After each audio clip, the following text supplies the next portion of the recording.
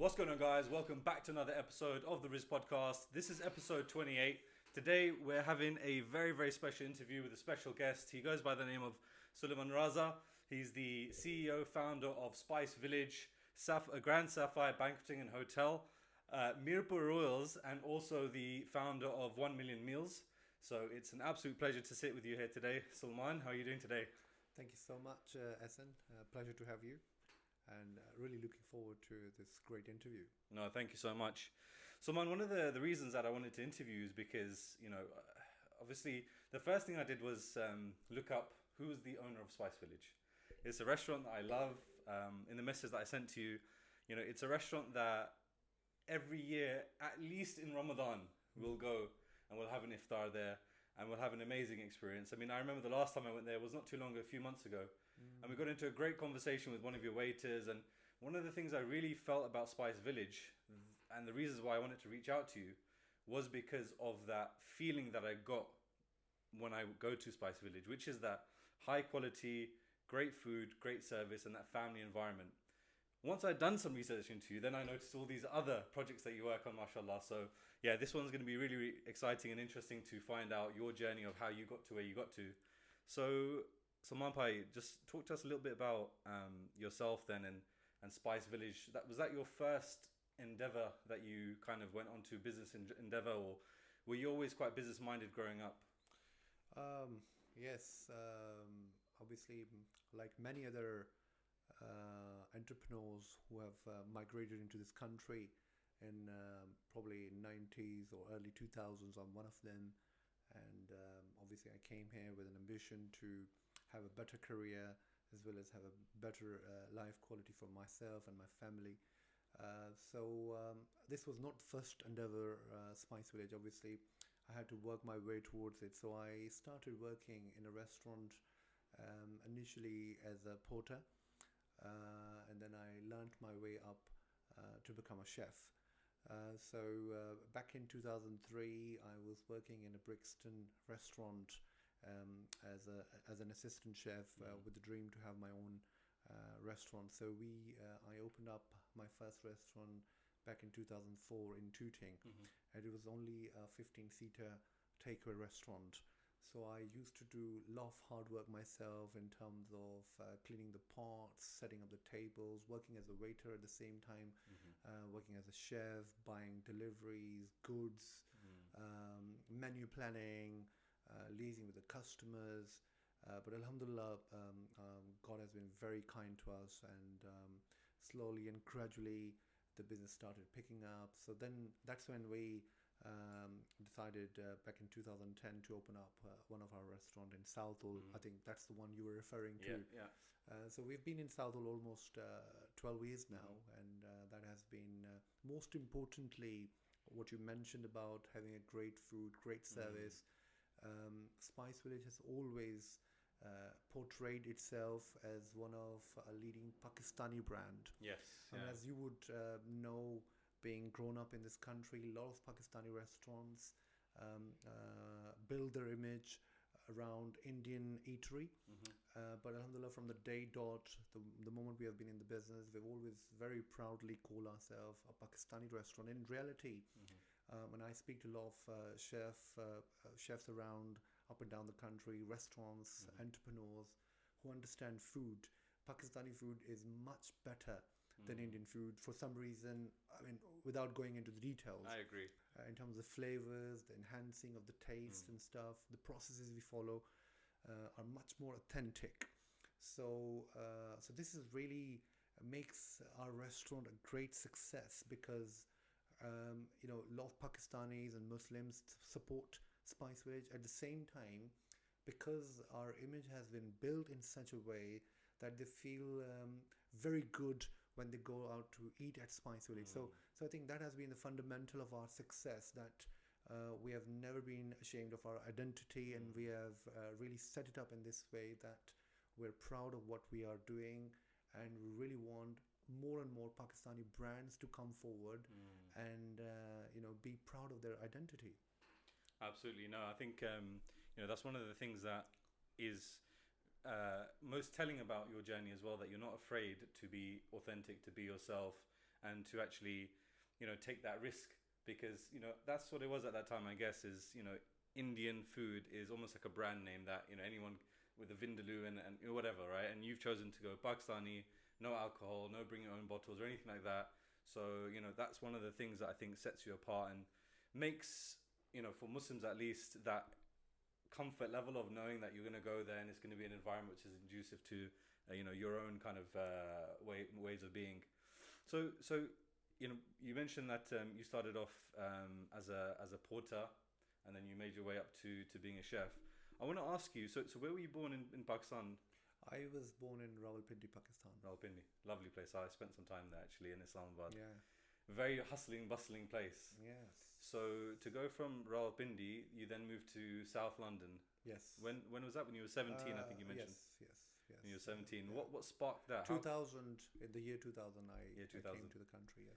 So what sparked that move? Why did you make the move? Obviously, I was going to the college, and I realized at a very early age there's lack of opportunities in Rawalpindi and Pakistan, and a lot of friends, families around us were probably into their mid-age, still not being able to achieve their ambitions. So I think, now that I'm an established entrepreneur, I look back and I think, these are sort of your insights which sometimes you don't even see them yourself, but as the time grows up, you see that the entrepreneurship is sort of a quality which is probably embedded in a personality. So maybe that could have sparked me at the time, just to think one step ahead of others around me and probably look for better opportunities and make a move when I was so young. And I was in the middle of my education, and I thought, if I go down to England, I've heard so many great success stories. Despite I was so young, I was always intrigued to hear about the success stories of people. I'm not necessarily I was greedy for money or anything, but I was more keen to do something positive, something for the people around me. Make an impact.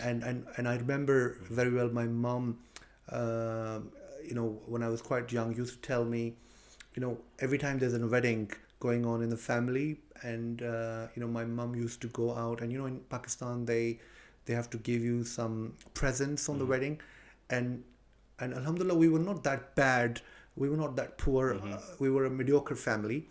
But then my mom used to be a little bit embarrassed about going to the wedding because she wants to give more, but she doesn't have enough resources. And I used to tell my mother, inshallah, one day you will be in that position that you will be able to give more.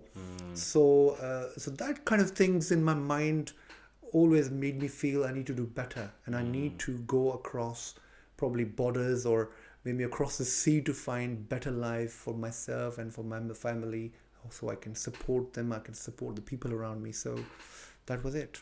No, that's amazing. So it's so you were looking around your environment and you thought that this environment, it's not the right environment for me to thrive and succeed.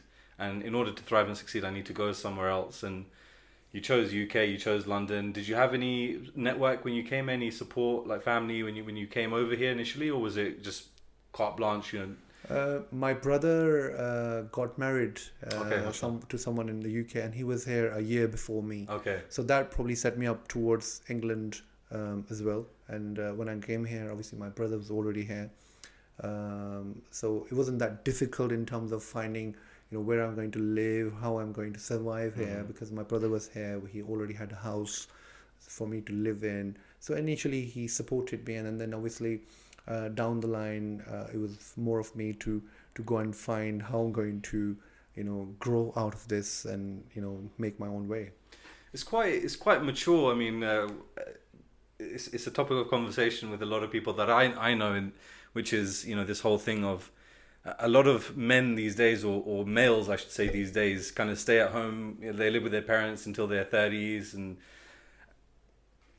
and what you've done is you've just said, look, I want to, and the reason why a lot of people say is that because I want to look after my parents, and to a certain degree, that's almost like a bit of an excuse for comfort and laziness. Whereas what you've done, you said, I want to look after my parents, but in order for me to do that, I need to actually go out there, work hard, take a risk, and then be able to give my family something bigger and better than what is possible. Did you realize at the time that you were, more forward thinking than the rest of your peers, and how did people around you take that? Yes, I remember very well when I was thinking about, coming to the UK, and this was just a thought building in my mind, looking at some of the success stories around and some of the successful people. I think I was always some people used to laugh at me because I was so young. I didn't have any mustache. I was literally a kid, and they used to think probably I'm a little bit overconfident about doing things too early in my life. Right. But I always felt that confidence has really helped me to be where I am today, and obviously throughout my journey, that confidence helped me. It's not that I'm being overconfident, but I've probably managed to keep a balance in terms of and obviously the criteria of success has pretty much shaped up as this journey has emerged. But at this initial stages of this journey, or probably when I was about to start the journey, obviously people were always making fun of myself, or just hinting bits and bobs here and there. I think a lot of people back then, whatever they were saying, are really proud of me. And I still get a lot of compliments from some of those old family friends, or maybe my father's friends, or even within my own family, with whatever we have achieved so far. I think the whole the entire journey around getting the success was not easy. However, I think I feel I've just kept my focus, rather than just looking around what people are thinking about us, what they're saying, what they're doing, and looking at some of the other friends of some of my friends who were my childhood friends are still have not progressed enough in their careers, and they're still out there, and whenever I'm going there, I'm still seeing them, and I can see the difference.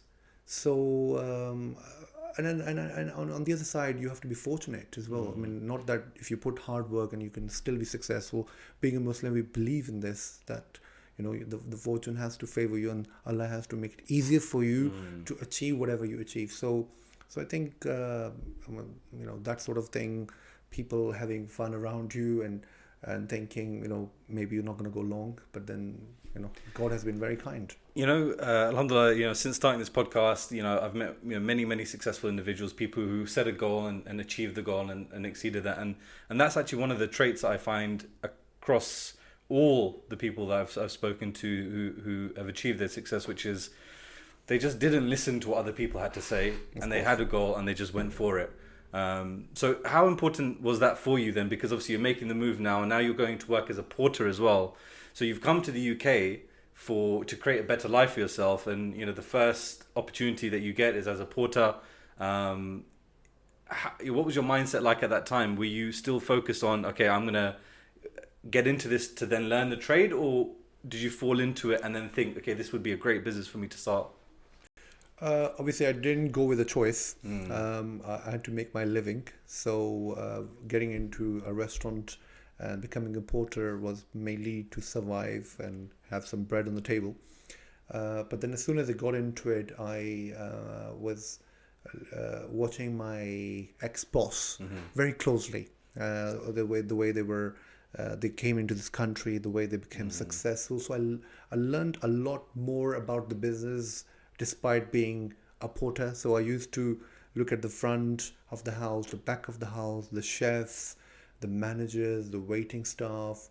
So by looking at all of them, I realized at a very early age this could be possibly a very good business model for us to adopt.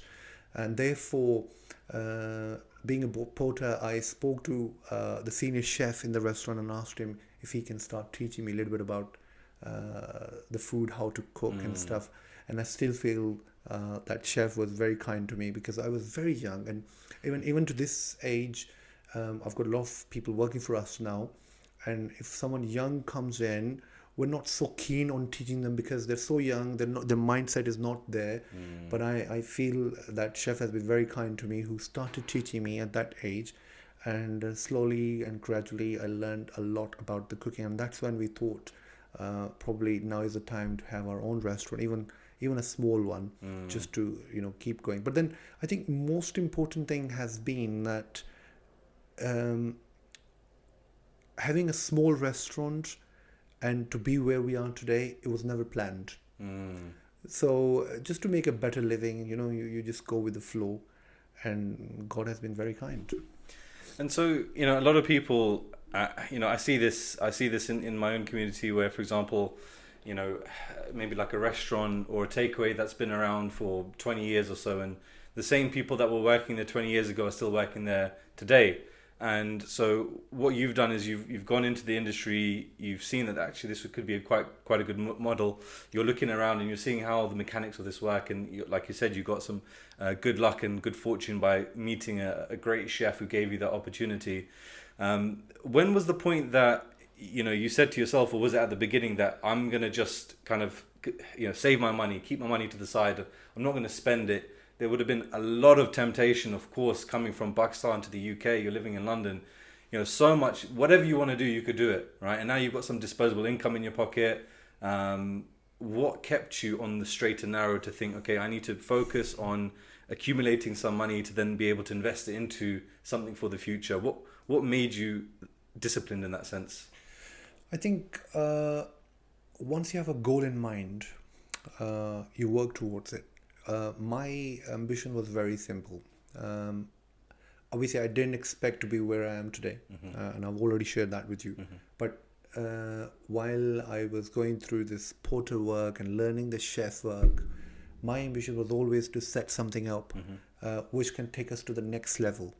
And in order to do that, you have to have an absolute focus towards whatever you're doing.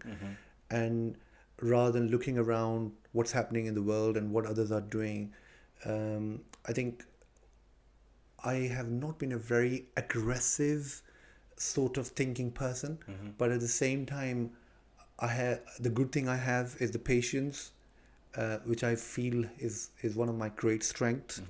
At the same time, a focus on whatever I'm doing, rather than doing 10 things at a time. I rather do one thing and do it perfectly. So while we were going through this, while I was going through the process of learning how to become a chef, at the same time, every night when I was coming back from work, lying down on my bed, I was thinking, I'm going to open my own restaurant one day. And when I open it, I'm going to be still young. I'll be 22, 23. And, if I could make it a success, in few years' time, I can open up another restaurant, and maybe make a franchise out of it. So these sort of things were going on in my mind. But like I said, of the fortune knows what's ahead of you, lying for you. But then I think generally my thinking process was always there. While I was working in the restaurant, learning how to cook, I was forward thinking, I was planning ahead, and probably that's what has worked for us. And that was a time I feel which has made me more stronger, because my background is not chef. My family, no one is chef, and to some extent back in the days it was kind of a taboo industry for our youngsters to go and join into a restaurant industry. So and still this is kind of a dilemma out there. I see a lot of youngsters who are born and bred here do not want to join the industry. They just think it's probably too much hard work, or maybe not enough money. But in reality, they don't know, how much is there and what are the facts and figures.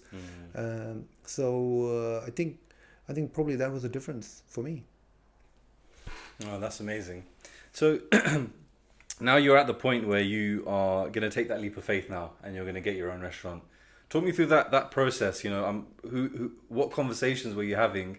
What was your excitement level? What was your fear level? And what kind of hurdles did you have to go through to actually get that first place? And why did you choose that first place as well? Okay, I'm going to be honest. Every day we were passing through. My brother used to pick me up from work, and we were passing through Tooting High Street. And at that time, there were not many restaurants in Tooting, and now it has become more of a food street, a destination place for restaurants and people to come out and dine. So we were passing through that street, and We were passing by any shops and stuff, even though we didn't have enough money, we didn't have enough resources and stuff. But we were every day passing through on the night time, or even when I was going to work, he was dropping me off.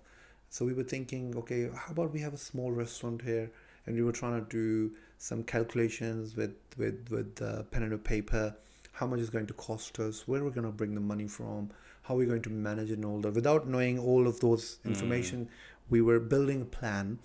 And there were a few other places which we were passing through, but Tooting, because it had a Muslim sort of population around in the area, and there was a big mosque in Tooting. So that was always more of an intriguing area for us rather than going into a different area. We were living in Tooting area at that time. I was working in Brixton, which was not far from there.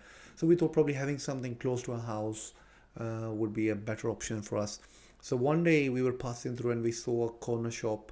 There was a sign in place, it was a restaurant previously, and we thought, okay, let's find out. So it was all done by an accident. No, nothing planned. We were probably not even ready to go into it yet. We haven't got enough funds. We haven't got all the plan in mind. It was just building in the air, and we just thought, let's go and find out. And when I walked into the restaurant, it was a tiny place, a lot of mess in there, and requires complete refurb, which means a lot of money required to set it up. The good thing was that the rent was quite low, and obviously back in those times the rents were always low, but then compared to the other markets, we did some research. The rent was quite low. The guy just wanted to walk out of the place. He had enough and he was getting retired. So and that's when we start thinking seriously that should we just make a move now, because the plan was maybe do it in a year's time, maybe another 6 months time. This could be a little bit early for us. And I remember the same time there were a few other opportunities in the area, so we have to balance it and see which one probably weighs more for us. And probably we made the best decision. I think whatever we are is because of the first move we made at that particular time, and that's when, since then, we never look back. How was your first day? Oh, okay. Very hectic. I remember I used to work 16 to 18 hours a day. The very first day, I remember I went 7 o'clock in the morning, and I came home around 4 a.m. the next day. After cleaning all the pots, mop all the floor, we didn't have enough staff. We didn't want to hire enough staff because we didn't know whether we can afford it or not to pay them. So we thought, let's set it up, see how it goes. So I remember in the first initial days, I used to keep the shop open till 3 a.m. in the morning, even though it was a dead street, no one out there, just to expect maybe there could be one customer who can buy a kebab roll for £1.50. We used to sell for about £1.50 back in those days. So I used to keep the shop open till 3 a.m. and I didn't have enough staff because we wanted to save money, and obviously the sales were not enough for us to even hire more staff. So I used to send staff home at 10 o'clock. From 10 p.m. till 3 a.m. I used to be a single person in the restaurant, working as a chef, at the same time a waiter, taking the orders, telephone calls, serving the customers, at the end cleaning all the kitchen, all the cutlery, crockery, mopping the floors and cleaning the bathrooms, and then closing the shop and coming home. For the first few days, I'm going to be honest to you, I spoke to my brother. I said, have we done the right thing? Because while I was working in the other restaurant for someone, I was working on shifts. This is my time to go. Find 10-15 minutes here and there was understandable. But then this one is a different ball game altogether, because you got all of the responsibility all of a sudden. And if you don't close, no one's going to close it for you. And if you don't open, no one's going to open it for you. So we extended the hours. Initially, we were opening at 12 in the morning, afternoon. We started opening at 10 a.m. because we want to see if there are other restaurants, they open at 12. Let's see if we can build some business in those 2 hours. And similarly, in the night time, if we can build. And trust me, I remember eventually in 2 months' time, we used to get a lot of customers coming after 12, after 1. So we managed to build the market after those closing hours, because during those hours, there are other restaurants who were well established, people were going there. But when they closed down, there was no choice. So people started coming to us. That's when they started liking the taste, and they start, spreading the word for us. Okay, Spice Village is also a nice place to go to. And probably, those days were probably the toughest days of our life. The amount of hours went to it, a lot of blood, sweat went into it. But then when we look back, we smile, and we feel we had the energy, we were young, we had the energy to do it. I mean, if I have to do it again, obviously at this age, I can't. But that time, it was more of a fun. Again, we had an ambition, goal on our mind. We can't let it fail. The fears were there. Every day the fears were there. What if it doesn't work? What if it doesn't work? What are the plan Bs, the plan Cs? Can we add more dishes to the menu? Can we bring in some burgers? Can we bring in some donuts? Just add it to the menu. Offer more variety to the customers. And the fear of having maybe a failure at the time was a very sort of scary feel in our mind. Every day while I'm working, I'm just thinking in my mind, okay, it's not about how many customers we're going to have. What about our reputation? We owe a lot of money to our friends. We took a lot of loan from our friends to make this place up. And how are we going to pay them back? And all those scares were in the mind. But like I said, Allah has been very kind to us. We kept our cool. A lot of customers exploited us. I'm not going to go deep into this, but like every time there's a new place opens up, people are there to see your weaknesses. They don't know what you're going through. They don't know the insights of business, but they just want to, find your weaknesses and pin on them and take advantage. Or even if they're not taking advantage, they're just highlighting those, and it hurts you as a business, and especially when you're a very small business and this is the only bread and butter you have around you. So all those feelings and all those customers are still sometime in my mind, and I look back and I smile, and some of them are still our friends and still our customers, and I look back and I smile and I think, okay, maybe those were the times. If these customers may not have highlighted those weaknesses, we may not have made the right changes to our model at the time.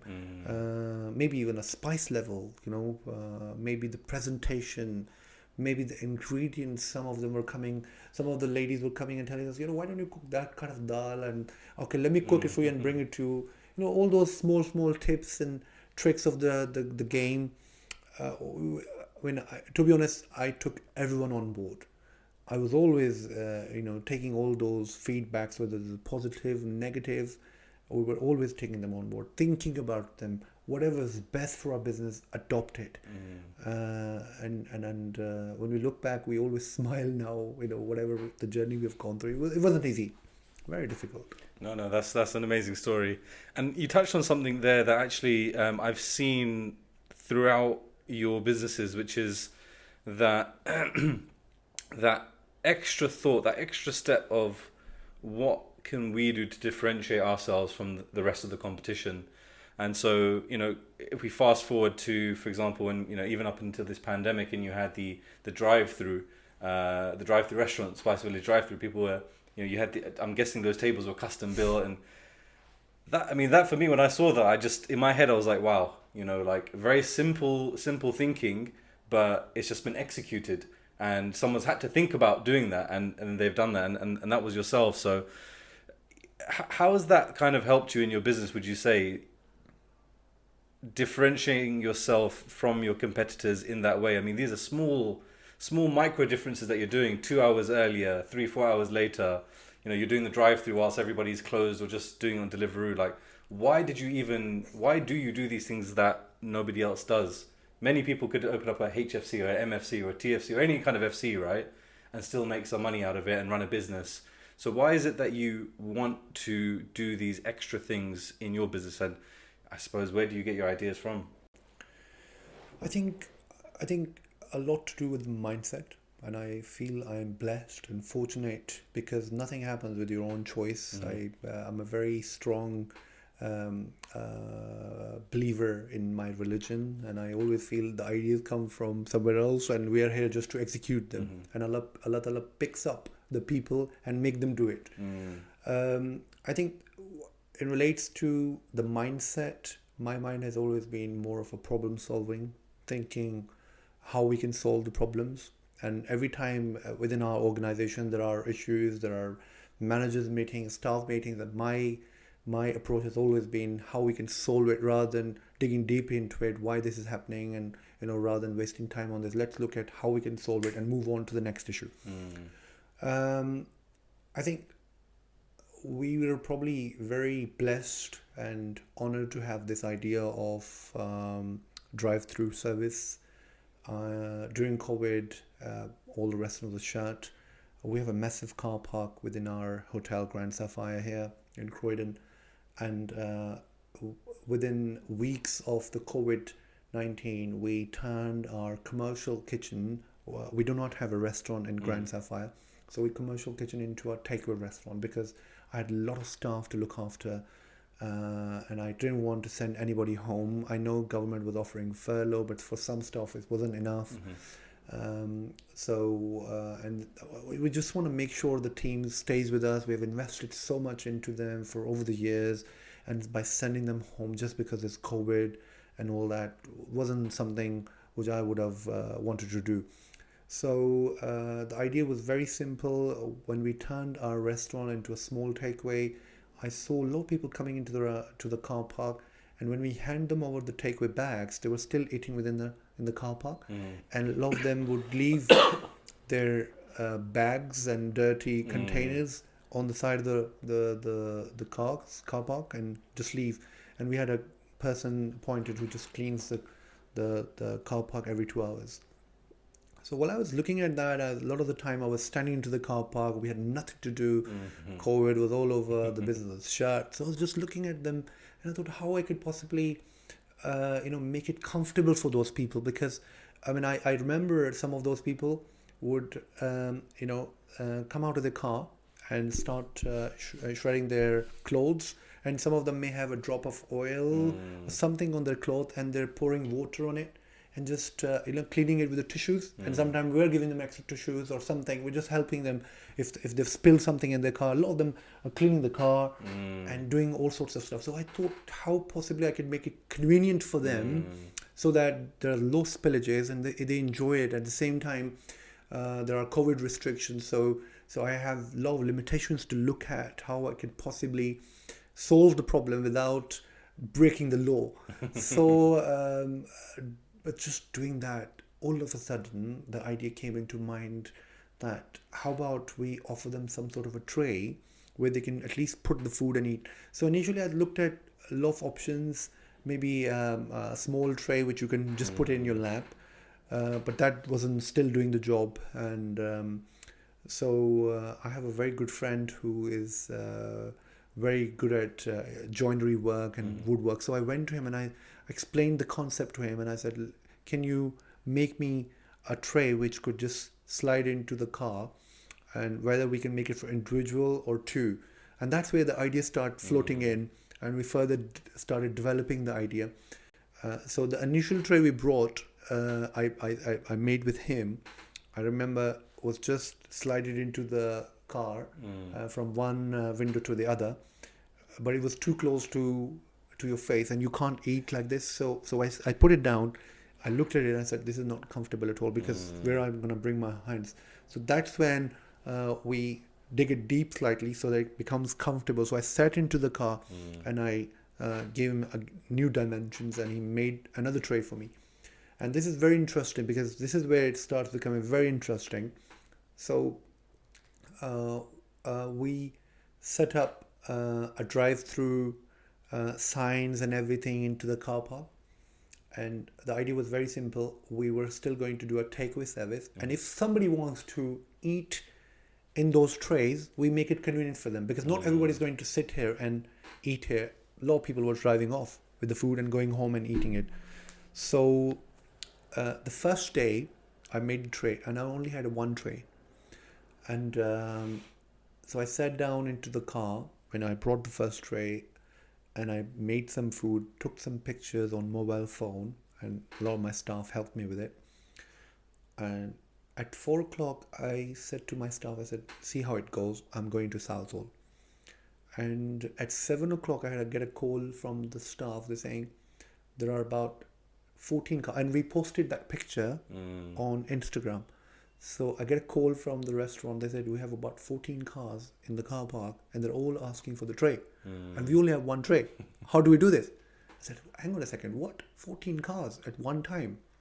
It was a Friday evening. So I rushed back all the way from Southall within an hour. I said, leave everything here. Let me go and see what's it. Because still I did not realize. I thought maybe it could be the people want, because the pictures were so lovely, and I'll share those pictures with you, the first ones. So I drove back, and by the time I came in, there was about 25 cars. All of them, because of that picture, we posted online. Wow. Want to get that tray. So I called my friend. I said, I need more trays.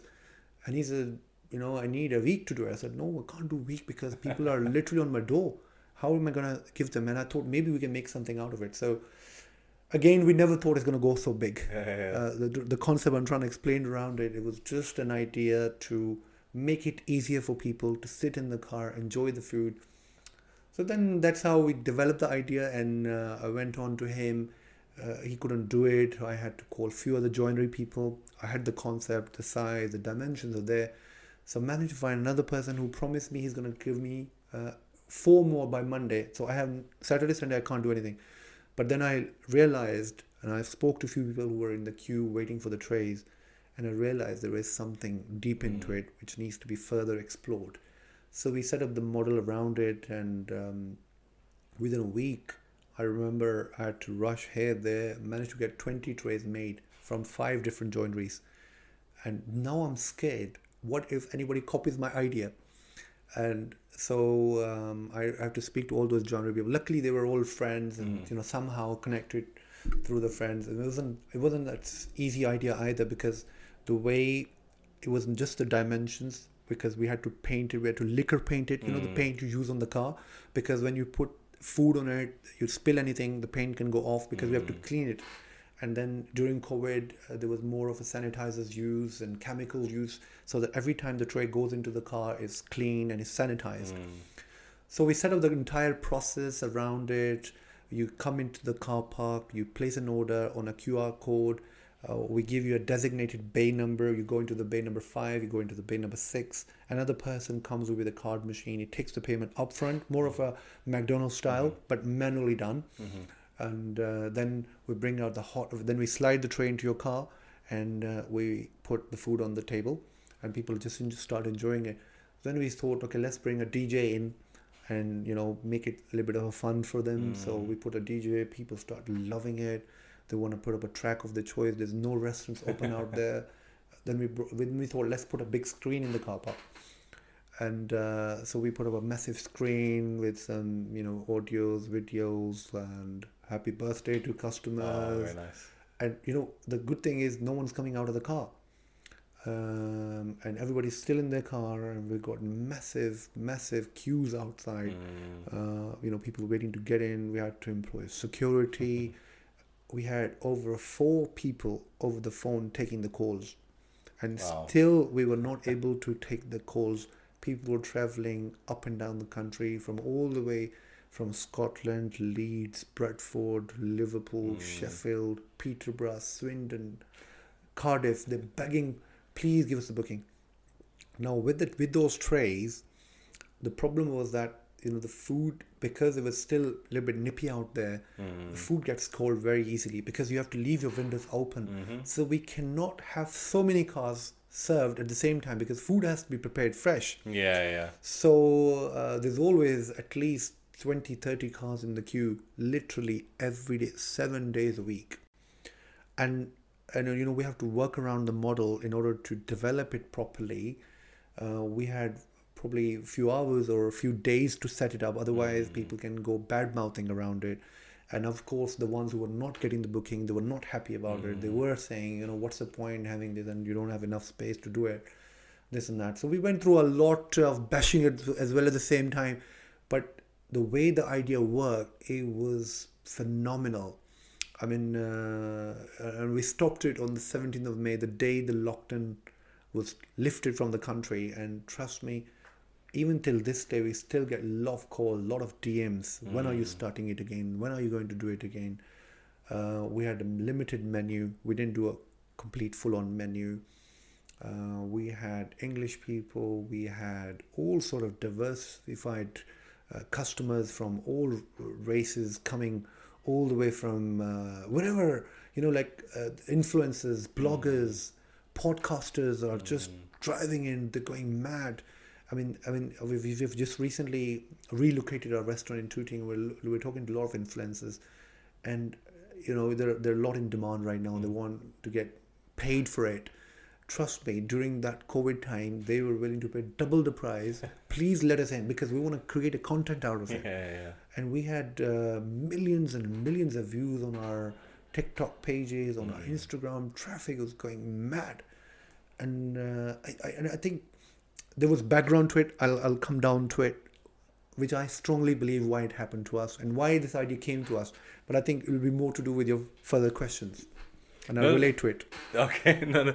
So I mean that for me was phenomenal, because the innovation that I saw at that time was just, again, it was just an incredible idea, incredibly executed, and obviously the results showed from that. So we were speaking about your first restaurant, how you were growing that. How was it running a business and hiring people, hiring a team of people? That's a big step to take. You're trusting somebody to come into your business, learn the trade secrets, similar journey to yourself and many other people who go into a business and they learn the skill and then they go out. From your side of things, what was that experience like of actually hiring people now for the first time? You're fresh from Pakistan a few years ago, you're a porter, you were learning to train to be a chef, now you've got your own restaurant. Now it's the next step up of actually hiring your first individual. How did that go, and how are you feeling at the time when you did that? Look, working for someone and having people working for you is entirely a different ball game. It's a very difficult challenge. Now that I'm on the other side of the game, I'm kind of still going through that challenge literally every day, because finding the right people for the right task, probably every single entrepreneur, every single businessman faces, and the one who has the right team around them is probably a very fortunate person. And I see a lot of successful people out there, a lot of entrepreneurs not talking enough about the team behind them who makes them right up there. So with this podcast, I must mention whatever I am today with the help of all those people who have worked for us all this journey throughout.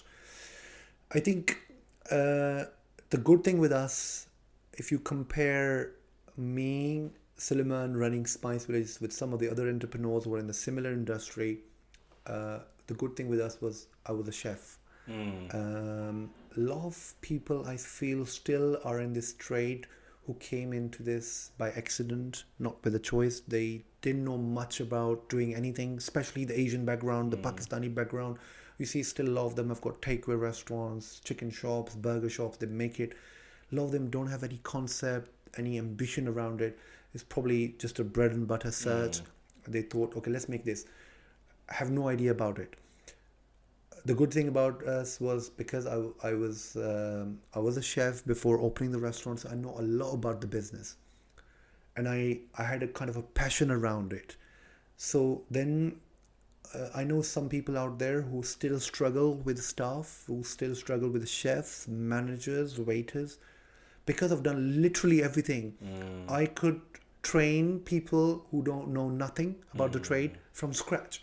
And I don't mind becoming a waiter for 10 minutes to teach them how to become a waiter, or how to clean a table, how to take an order, and to the chef how to make it, order it from there, bring it in, marinate it, cook it. These are the processes you have to follow. So what helped us greatly comparison to some of the others was mainly because we know the trade a little bit more than others.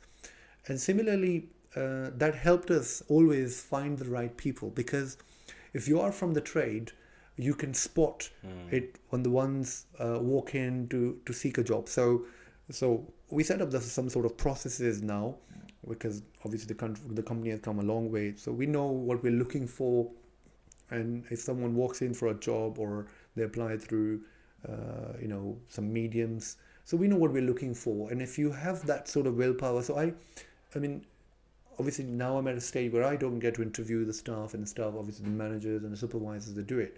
But even if I do get an opportunity, a youngster walks in and he just wants to make a bread and butter, and I remember myself, once upon a time I was there, and I asked them, what's your ambition? And there were times when I have attended some staff meetings, and we do annual events and a lot of activity for the staff just to keep them motivated, happy throughout the year. And when I get an opportunity to talk to them, and I always tell them, when you're going to be 15, 20 years, 10 years down the line, you'll be probably looking back at yourself and smiling at yourself, no matter how much hard work you're putting now. This is your age to do it. But when you grow further and maybe you decide to go into a different career, you will look back and smile. And trust me, look at myself, where I am today is all because of this trade. And you can be here too. So start taking it seriously, because a lot of people don't take it seriously, even though they're making bread and butter out of it. They make, they are coming for shifts.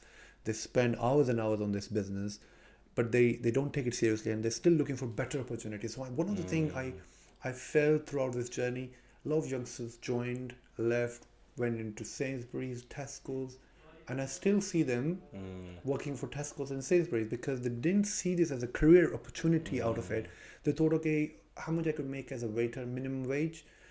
Okay, £10 an hour, £11, that's it. Okay, if I go to Sainsbury, maybe they give me £12, £13. So their thinking process is probably small. They're not taking it as an institution which can enhance all those abilities for them to make a career out of them. And probably, I think my role has always been speaking to my managers, my team, that, please try and instruct this thing into the staff. Once they start feeling it, they will give you the performance. Because once you start, once you have that mindset of learning, rather than just doing your shifts and doing the job, there's a different mindset altogether. So working with all those people who have worked for us in the past, we have learned it all, how to find the right people. It was struggle in the start for me as well, finding the right people around us, the like-minded people, making them feel good about it. I think with the Spice, which is a very family-oriented company, the staff who work with us are kind of a family to us. We know each one's, even a porter working in the kitchen, if I don't know, my managers would know when is their birthday, when are there's a holiday time, and we celebrate a lot of things for them.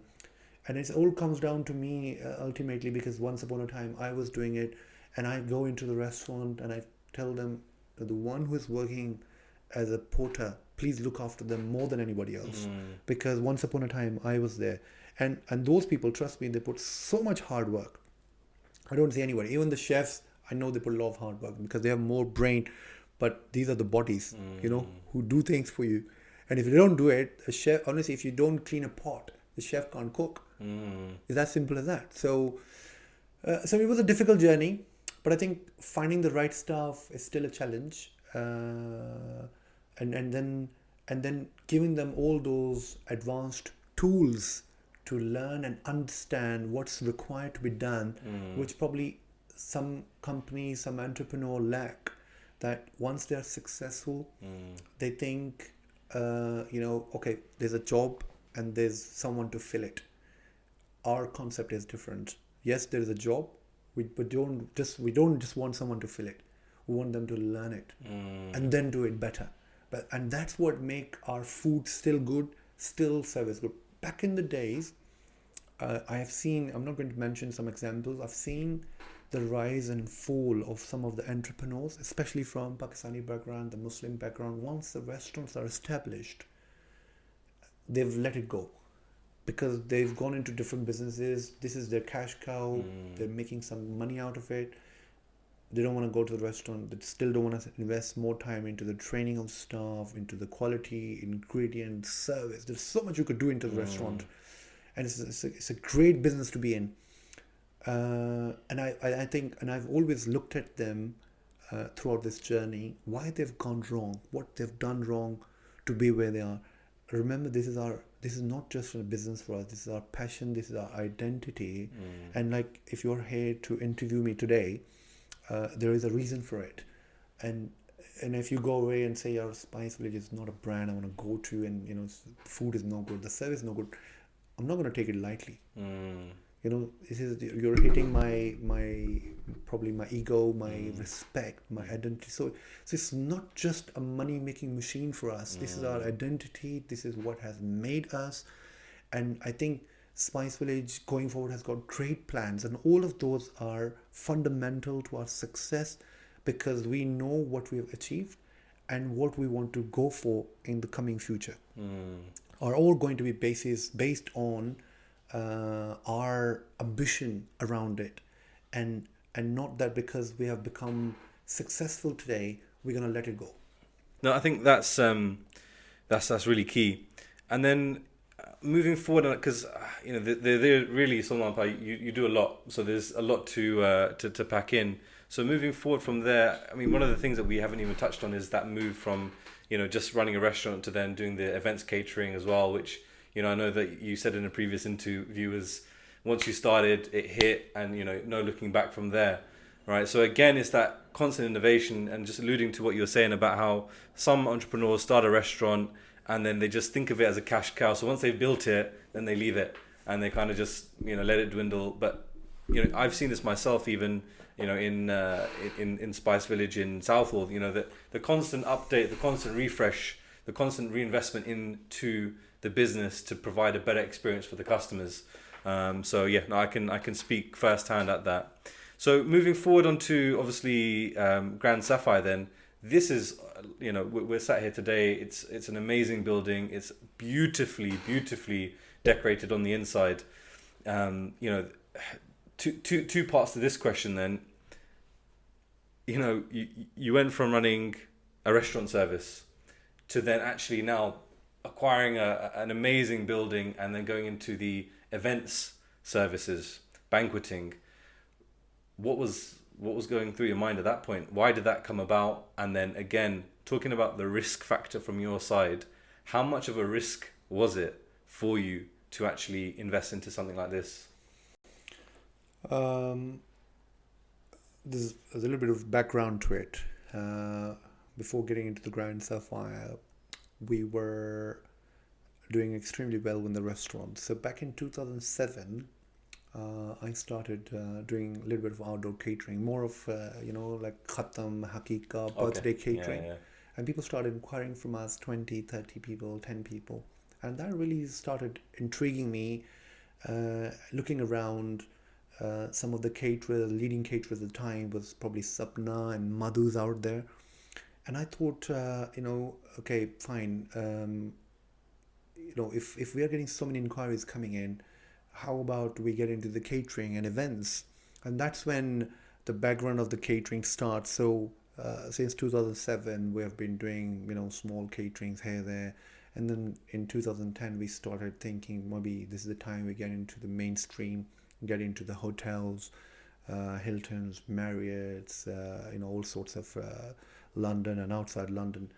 And we start, and this business stream started doing really well for us, because again, we see at the time competition was not so fierce, but then with the likes of Sapna, the Greenleaf was also establishing well at the time, and to be honest, they gave us very hard time, and competing against them with some of the finest places.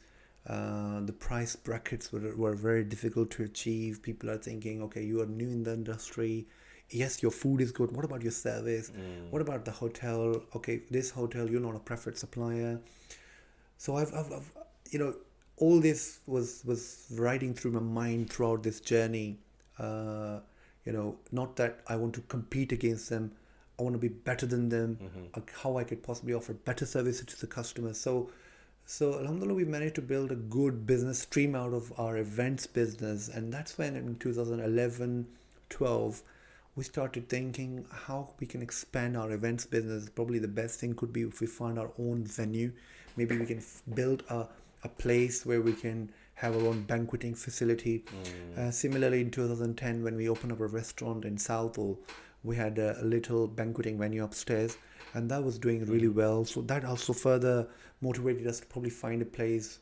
By then, because we were in the events industry already, we knew the potential and the demand of having a venue was already massive out there.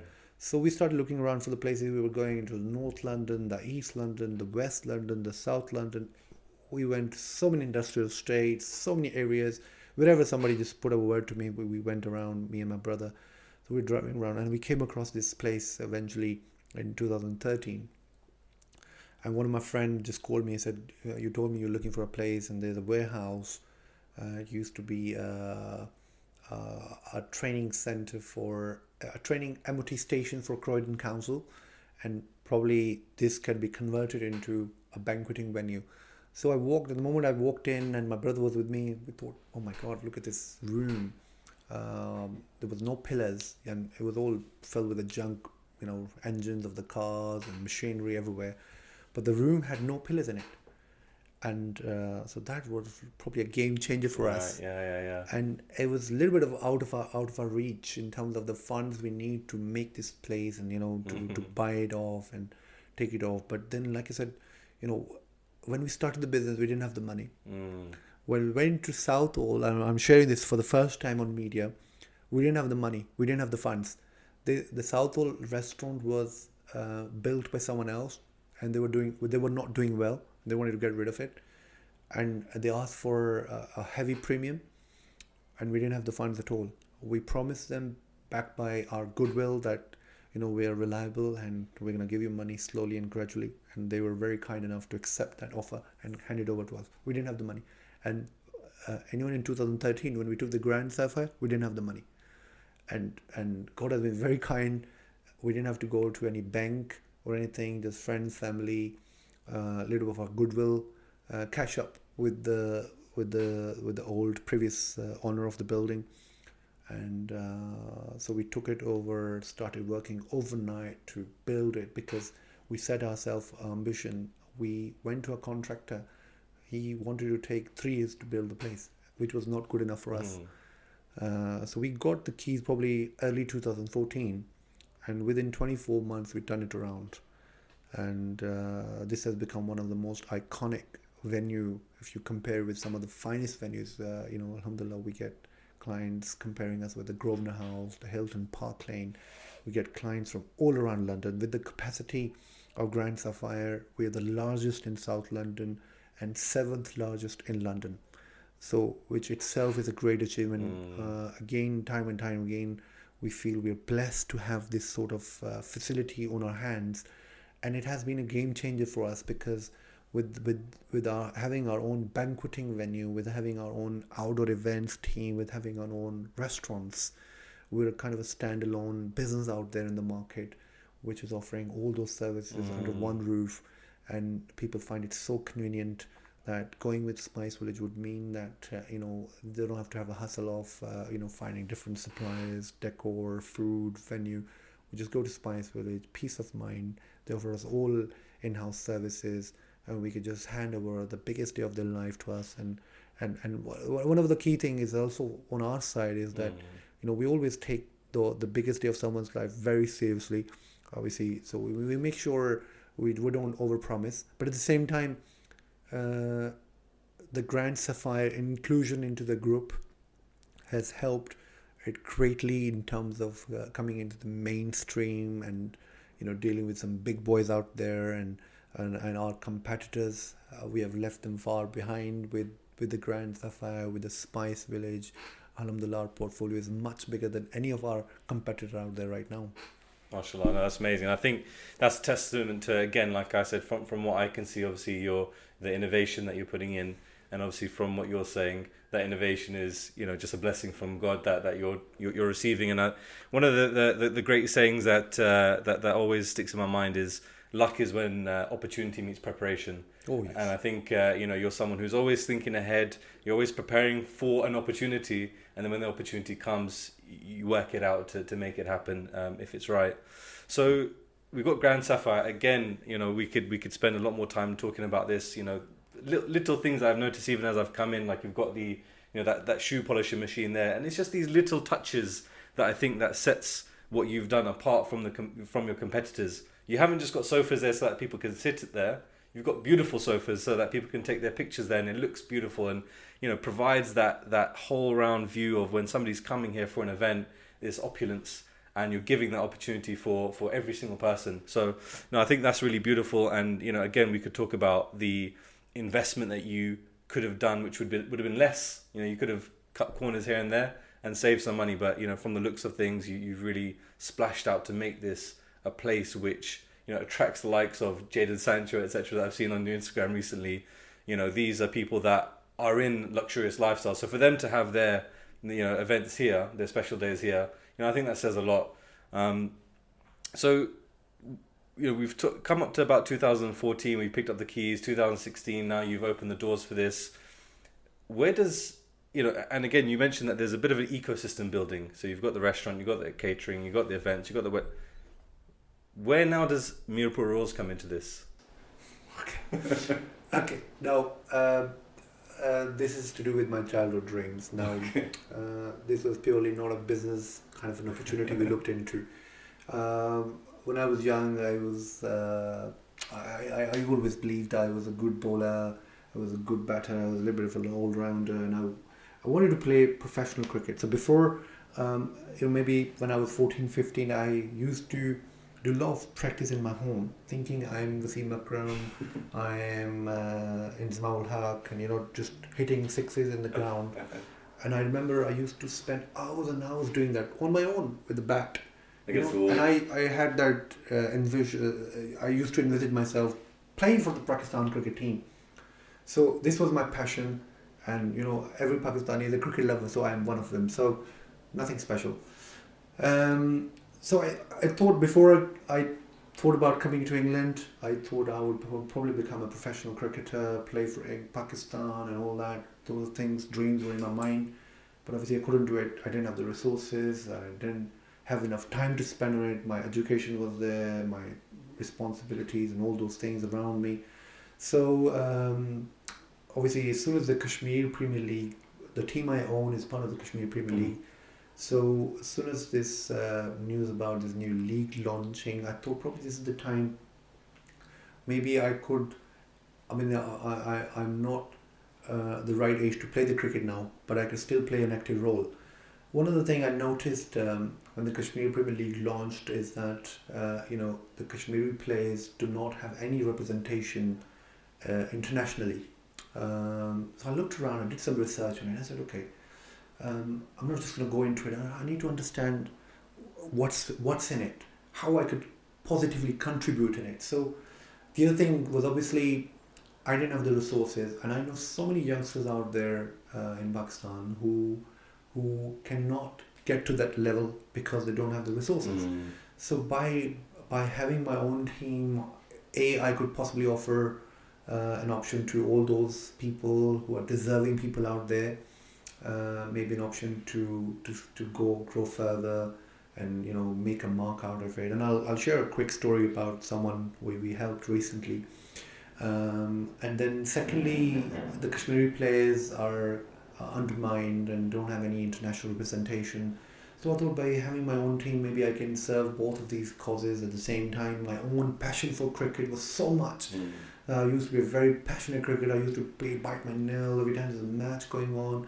And I'm, even though I'm sitting in my dining room or wherever I am, and I'm commenting, you should be playing this like this or bowling like this, and look, any other Pakistani. So now I feel like that I'm part of it because I have my own team, and I tell them do this. Even though I have coaches, I have managers, and I remember at the end of the first season, I couldn't be there at the start of the season because there was lockdown restrictions in the UK. And I was, gutted that I'm not there and the matches are going on. And at the end, we lost the semi-finals, the second eliminator. And I sat down with the team. Shoaib Malik was our captain, Ismail Haq was my coach. Some of the leading players, Shajil Khan, so many of them. And they're all sitting in a room, and I sat down with them and I started talking. And I gave them about 10 minutes of talk of, what I thought was the cause of our failure and how we could rectify it in the future and maybe in the second season. And when I finished, everybody started clapping. They said, you're so inspiring. And some of the players came to me afterwards and they shook hands with me. And they're playing for Pakistan team already. I mean, it's not like they're brand new. There was a mixture of some newcomers and some old ones and some retired players all combined together. And that was mainly because of my knowledge of the cricket, because I understand the core of it. And I've played a lot of cricket in my childhood. Even when I was here, I was still playing a lot with friends, and not professionally, but on a weekend here and there. So now I feel that having my own team gives me an opportunity to offer opportunities to all those people who were probably like me in their young age right now, thinking to become professional cricketers. And now with the way cricket has come across so commercial now, with so many leagues happening, PSL, KPL out there, Dubai League, Caribbean League, and all those things, they can make a great career out of this. So it's just about offering them an initial platform. So I feel, again, I am blessed to be in this position, because someone like myself, where I came from, who I am, and the journey I've gone through, for me to become an owner of a team, it's not about money by a product kind of thing where I spend money and I bought the team. Again, it's a blessing, because if you want to contribute, if you think positively, and things happen to you. So I think this is another blessing of God, that I'm a proud owner of a team. And within the first season, and this is something I really want to share with you, and it's very interesting. We sat down and I was attending all those Zoom meetings from here with my team management when we were picking the team. So at the draft time, I haven't even seen this player, and I said to the Inzamamul Haq, my coach, I said, my ambition in this is, to find the raw talent and bring them up, and especially from the Kashmiri side, so that if one player comes out from Kashmir, he's not just playing, he's promoting his Kashmir and all the youth around him, inspiring them. So they mentioned a name to me, Suleman Raza. They said they've seen him doing a little bit of bowling, and he seemed like have a good potential. I said, okay, can you play a clip on the screen? So they played the clip. So he had a very sling kind of a malinga kind of an action of bowling, and that's it. And I said, okay, that's it. He's going into the team. They said, no, we have got more options. I said, no, he's going into the team. Let me bring him into the team. Next thing is that they called the guy, that he was over the moon that they have been picked up, because usually you have to go through the trial process and everything. But this guy, I picked up without any trial. I just looked at his in action and I thought, that's it. Even though the team kept on saying to me, even afterwards, when we select the team, sir, you should have think about it. The combinations and everything are very important, and one wrong choice can make you lose the game. And I had that fear in the mind as well, because just because I've made a call, now I have to face the consequences, because if I lose, there is so much high stakes on it. But the boy turned out to be a gold for us, and he was a leading wicket taker in the tournament. Wow. And during the season, he was calling me and he was talking to me. He was thankful and all those things. And I told him, you have a great future ahead. The first day he bowled, the first ball he bowled, the first wicket he took is a Shahid Afridi wicket. Wow. The first wicket in his first game. And I congratulated him in the night time. And Alhamdulillah, I'm so proud. And I feel so good that this season he was picked up by Peshawar Zalmi, and he did brilliant bowling. He was featured on Crick Info. He was mentioned by Wasim Akram. If you look at my Twitter feed, I've just recently tweeted about him as well. Wasim Akram mentioned that this guy's got a great future, and now I'm seriously hoping that he's going to be picked up by the Pakistan team, because he did really well for Peshawar Zalmi. He did really well for the Mirpur Royals. He was the leading wicket taker. He was a player of the tournament. So that shows that the change I wanted to bring is already there. And within the first season, I mean, people, think about these things in years and years. And yeah. I know Lahore Qalandar is another team which does really well in bringing out the talent, and a lot of them they have brought out. But this particular guy is probably my greatest achievement I could think of when I look back, and I think so I look at myself in him. I mean, maybe someone who has a hard-working person, has an ambition on his mind. I sat down with Salman, on a few occasions, talked to him, and I see him.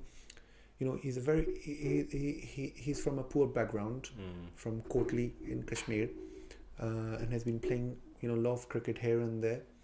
But then this was the real opportunity he was given, just to come on the scene.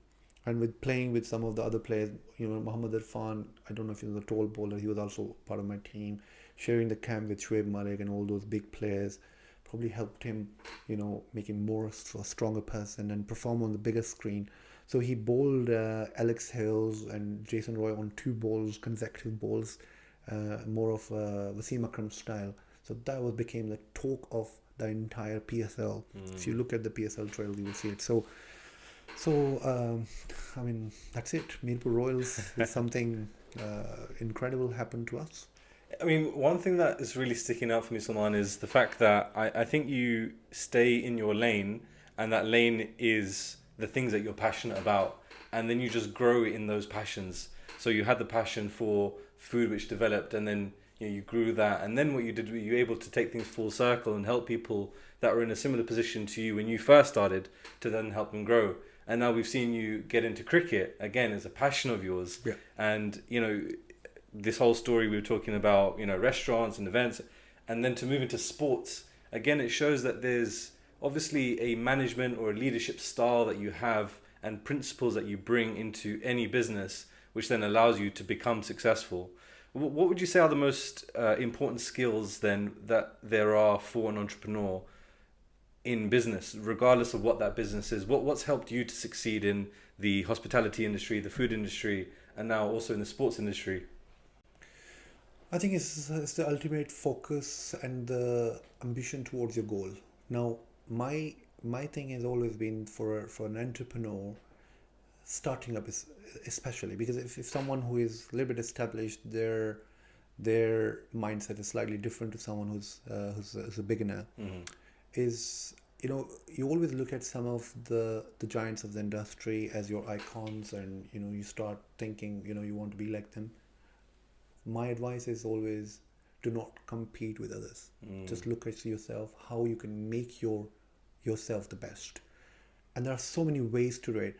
I think a lot of us go wrong, and to be honest, even though we are alhamdulillah, we've done well, we're successful entrepreneurs, but at the same time we've seen some failures as well down the line. I mean, there is no one out there who hasn't seen a failure. The failure do not teach you how to become successful, but at the same time failures do not define you. They should teach you how to learn out of the failures. So my thinking about the entrepreneurs is that if you look at others, how they are performing, rather than copying them and looking at their threads, you make your own way and make yourself better. Works better for you. Competing against others, there are so many strings attached to it that you cannot become someone overnight, and you have to follow the threads, of course, but then you don't know what kind of hardships they've gone through, what are the journey involves throughout the process. So your question about what a successful entrepreneur should do, do not compete with others. Fine.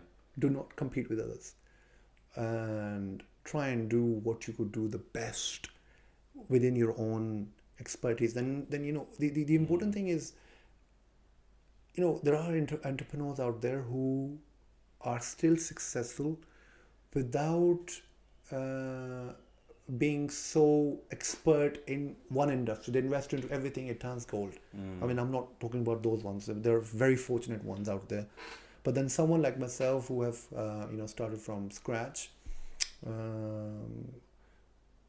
I think just focus on yourself. Yeah, it's interesting when you said that. I was thinking about the picture of Michael Phelps when he was winning one of his golds, and you've got the two people next to him looking at him, but he's just looking at the finish line, and obviously he's the one who won gold, right? So, that's what it is. Don't look left and don't look right. Just look straight ahead and at where you're going. That's it. There's kind of three last things that I want to ask you about. One is obviously 1 million meals. So can you just tell us a little bit about 1 million meals? Why did you do that? Why did you start it? And what's the plan for that? What's the future of 1 million meals? Okay, like I said to you earlier, my mindset has always been towards problem solving, and I see a lot of food wastage within my own business, and I know a lot of businesses are doing so much food wastage. So prior to COVID coming into existence in March 2020, I was working on using some of the leftover wasted food within our business to be to fed homeless people out there, and I've done a lot of work on that. And if you check my pages, you would see a lot of trails of some of the work we've done in the past. So, and I was very close to setting up a charity for homeless people with the help of the entire restaurant industry. And I don't want to go to some normal people, some banks, some sponsors. I just want to work with the restaurant industry up and down the country. And I want to start with only the Pakistani restaurants first, because I know how generous we are and how much passion we have towards all those poor people out there. And as any other Muslims, but particularly in Pakistanis, because my network within them is quite strong. So I was working very closely with some of those restaurants in terms of building the plans and how we're going to execute it. And at the same time, the news came out of the COVID, and we had a lot of stock in because we were just entering a very busy time of the year. March, April, early March is like an Easter time, and we do a lot of outdoor events, and our restaurants are super packed. So we do a lot of stocks. Now, just because we ordered the stock, we know that nowhere this stock is going to go, and where are we going to do this? So I initially thought, let me send some food over to a local hospital. The news came out that the doctors, the nurses are struggling for the food, and there's nowhere to eat. The canteens are shut. The Sainsbury, Tesco's have got long queues, and these people are working tirelessly to save our friends and our families. So I thought, these doctors don't have enough time. And there was a nurse on TV crying because she went to buy in Morrison's or somewhere, and all the stocks were finished, and she was crying that she has a daughter. So that really inspired me and touched me, and I thought, okay, let me send some food to a local hospital just to say thank you to the local doctors and nurses who are working there right now. And when we sent it, and I went myself, and it was only 50 biryanis I took. I looked at the doctors, the way they received me and one of my staff with me, and my one of my co-founders. It was so heart-touching. They were thinking we have probably brought them to life. And I thought, what have we done? I mean, this is nothing. 50 meals are nothing. I mean, we have been doing it for so many years.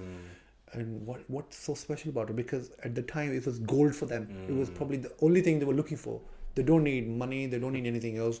They're working, fighting at the front line. Or anything they need is the food, just to keep them going. So I came back and I sat down with my co-founders, and I said, this is really important. At the time, they were not co-founders. There was no plan. They were just sitting down together, friend, and we thought, let's go and do it. So we thought, let's do something which we can possibly help, more and more doctors who are fighting at the front line, and this is something they need. And food is something I could do. It fits into my domain. It fits into my expertise. Why don't I do something? So that's when I thought, okay, let's do something. We do a little bit brainstorming. I sent a little bit food in near Southall, Hillingdon Hospital, Ealing Hospital. Even then, our 1 million meals was not set up. But then all of a sudden, I get a call from Croydon Hospital. Can you give us a little bit more food? There's no one else giving us the food. Restaurants are shut, and no one's willing to do charity at this stage. So that's when it really touched me. I thought, let me set up a campaign around it. So I initially funded myself. I gave 10,000 meals from our own pocket. And then eventually the idea just went viral. I mean, one of my common friend mentioned it to David Beckham, that my friend is doing this campaign, and he came online and he went live on his page and he mentioned 1 million meals doing amazing cause, even though we never asked anyone to do any support contribution and all that. But then as soon as the David Beckham came into the picture, the entire media, the Sky, the BBC, and everybody's on board, and they would really want to promote the brand. That's when we thought, okay, this can go viral and this can go national.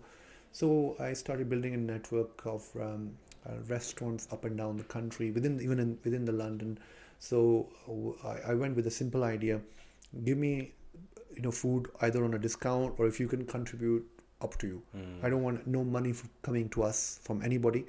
So I called a lot of restaurants, and literally everybody was on board. Everyone was on board. I can name lots of them.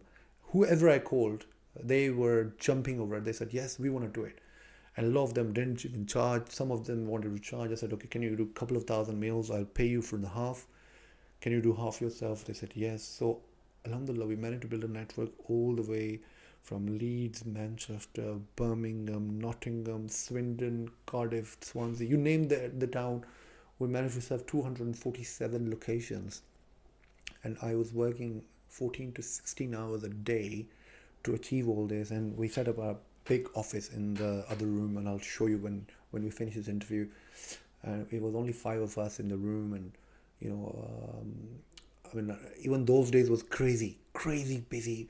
I was going home still on my laptop. My wife is like on my case, what are you doing? There's so much risk out there. And in early days, a lot of people were not even going out of the house, and I'm going out every day out of the house, and she's saying, you leave your shoes outside, leave your coat outside, because that's not how people were scared. And I was going to the hospitals where the actual disease is. And you're seeing patients have corona. You're handing over the food to the doctor, and the way the doctors were greeting us. Oh my God! It's like you go to a wedding and how they treat the groom.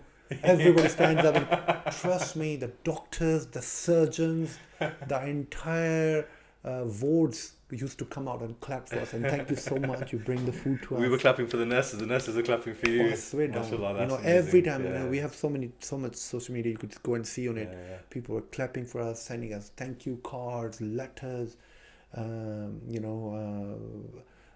that feeling of doing something for those doctors, nurses at that crucial time was probably the driving force behind it. So then we managed to get London School of Economics on board. Santander Bank came on board to donate and give us the meals. My car park was full with donations coming from all over the country. Some of the big drinks, Belvoir, the Marks and Spencers came on board. Some big charities. They were sending hundreds and thousands of drinks which we could donate to the hospitals. And finally, when I was telling you about the drive-through, why I feel the drive-through was a success was probably down to 1 million meals, because while I was doing 1 million meals, we funded quite a lot for myself, and even close family friends called me during this time and they said, what are you doing? This is not a time for charity. And stop now, don't go far. They were thinking, what's going on? This guy's going mad, crazy. And what is he doing? Because it's not so common in Pakistanis and Muslims do on a national level, and you're every day you're on a ITV, the Telegraph, and news are coming out. So we had to set up a media wing to handle this, because so much press inquiries coming in, and we can't do it every day, because if we do it, then we stop the process. And I remember some of my close friends said to me, don't do it, stop it, maybe later, let's get better. We don't know how long it's going to be last. Your business is completely dead. And I feel Allah has rewarded us with drive-through because we contributed the time when nobody was. And same happened to us when all the restaurants were shut. We had long queues here, people dying to get in. People were willing to pay double the price to get in. They were paying bribes to our security guards to get in, to jump the queues. Do you understand? So, So I feel like because we did the good work, Allah has given us, so much return for that investment. So it shows you spend one, you get 10. So it's proven already for me. It's proven already. I mean, we've done, being a Muslim, being Pakistani, we all do charity, and a lot of us don't even show it off, and we don't want to show it off. But this one was probably something which had to be showed off because of the network. If we don't show, there are so many celebrities coming on board. I mean, by the way, David Beckham was not one of them. There were so many others. And, if I go to a restaurant and tell them, look, who's on board, it gives you credibility. And that's why it has to be showcased. And similarly, the drive-through went while the same way 1 million meal went to Leeds, Manchester, Cardiff, the same way, 1 million meals and drive-through. So you see the balance. So that's what I was referring to. And I will respond to you why it happened. That was, so you answered now 2 of the 3 that I had. That was one that I was going to ask you is, what did you attribute the success of drive-through to? So you attribute the success to the barakat that you received from actually helping people in time of need. And again, from your side and your perspective, like you said, you're just trying to solve a problem. You're not trying to start a new business or you're just trying to solve a problem. Okay, people they want to eat. We've got the car park. We've got cars. They're spilling the, etc., right? And then obviously with 1 million meals, you saw this woman who was in tears because she wasn't able to get her food. And again, it's just problem solving. But again, subhanAllah, that's really, really inspiring to hear. The last question that I have for you, Suleman Bhai, is it's a shoot off from this last one. Throughout this interview, you've mentioned that you've received a lot of luck, right? So I know what you mean by luck in terms of blessing and God putting you in the right places at the right time and providing the right opportunities, right? What do you think allows you to receive these blessings from Allah? Why is it that you feel that God has blessed you, and it's not just just hard work and dedication, and you put your blood, sweat, and tears into it, so therefore that that should lead to a result, right? Why do you feel that actually it's been God's blessings that has helped you, and why do you think God has blessed you? Very difficult question to answer. Apart from our hard work and blood and sweat, my mother has been very instrumental to whatever we've achieved. The ethos, the principles she taught us while we were growing up was always that upper hand is better than the lower hand, and therefore you have to find your own success and do your hard work and do not sit free, do something positive. To be honest, my answer to this question, like I said to you, I'm a very religiously obligated person, and I think my success is down to Allah and the prayers of my mother. But I think at the same time, now that I've just told you about the success of 1 million meals related to the drive-through, you give 1, you get 10. I think I have realized that Allah has created the human being to help others. This is my very strong principle. If I have a success today, it is there for a reason, not just for me to enjoy, for the people around me who can be benefited out of this. Now, I feel whatever success I'm getting, and there's money attached to it, there's fame, there's revenue, it's down to me how I use it. My principle is that how I'm going to benefit people around me, and that not necessarily always in money. You give them money and you help them, feed them. There could be a piece of advice can change your life, and and I'm no one, I'm nothing. I'm not Bill Gates. I'm not anybody, but I feel even within my capacity, whoever I am, I'm nothing. Whoever I am, I can still play a positive role. I mean, I was talking to someone and I said, look, a lot of events you attend, we are in hospitality, and every day we're doing events. We're doing gala dinners, award ceremonies, weddings, birthdays, corporate events. And there's always a head table, there's always a special guest. And I said the special guest is always picked up by the title, not what they're going to contribute.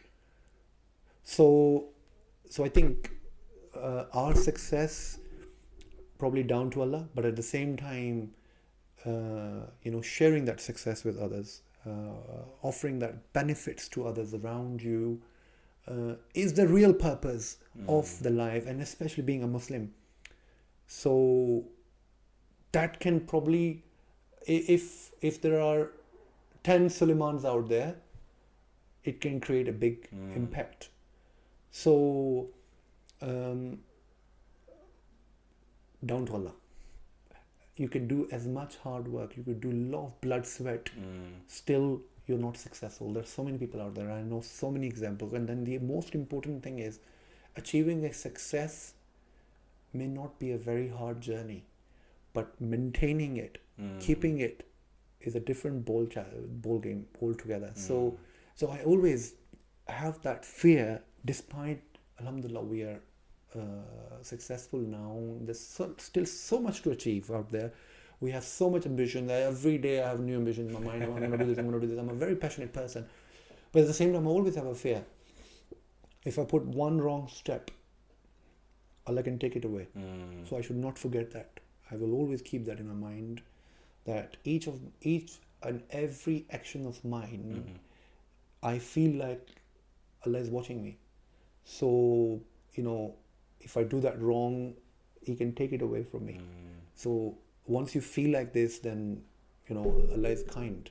He puts only the right thinking in your mind, only the positive thinking in your mind. And this is, as you say, you could relate with me being Pakistani and Muslim, that, you have to ask Allah and He gives you. If you don't ask, there are so many Muslims who don't even pray.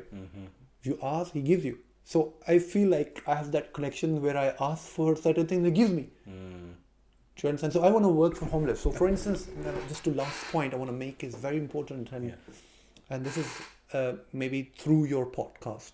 If any restaurateur is listening, for them it's very important that, I feel like, majority of Pakistani immigrants came into this country.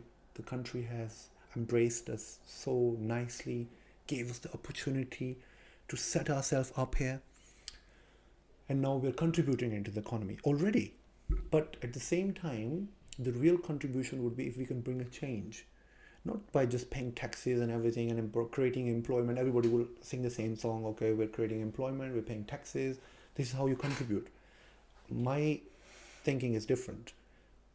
I think there's so much poverty out there within the UK. Being a Muslim, being a Pakistani, we always believe in sending money back home, because we feel zakat is more eligible people there than here. If you look into north, there's so much poverty, there's so much homeless people. Over 2 million people in this country do not have a roof on their heads. So and once you dip deep into it, these figures and you understand how deep the problem is. So, and then we have so much wasteful food in there. We have so much food we cook, we can afford to give out to those people. If all those restaurants can join together, we can eliminate. It's not so much. 2 million is nothing. Pakistan has got hundreds of millions of people who are poor, sleeping on the road, whatever. 2 million is nothing.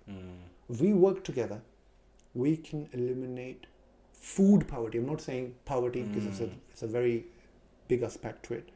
Food poverty from the UK, just by working together. So I have a great plan on it, which I told you I was working before 1 million meals, and now I'm going to go back into it because now business is full in operation.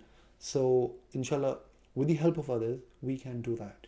So wherever they're listening, whoever's listening, within your own capacity.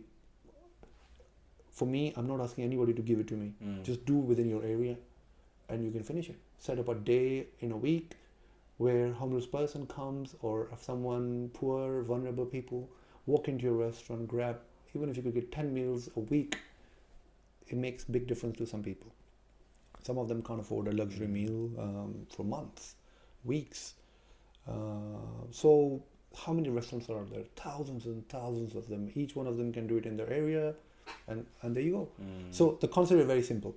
But this is the message I thought with the help of your podcast, I can give it to others. No, that's really beautiful, and I encourage any restaurateurs that are listening to this to do that, because it's something that we see as customers all the time. You go when it's slightly closing, you see loads of food there. Maybe you might even ask for it for free, and they won't give it to you, right? So there's just lots of food there that they would rather put in the bin than they'd rather give to somebody to actually eat. Not to me because I want it for free, but to somebody who's homeless, who would probably go into the bin once they've thrown it in and take it out. So just to give that dignity to the people around them. Again, Suleman, there's so many things even just to unpack there. I don't want to take up even more of your time, but actually the last and final question I do have is, what is now the future for yourself and Suleman Raza? Okay, this is interesting.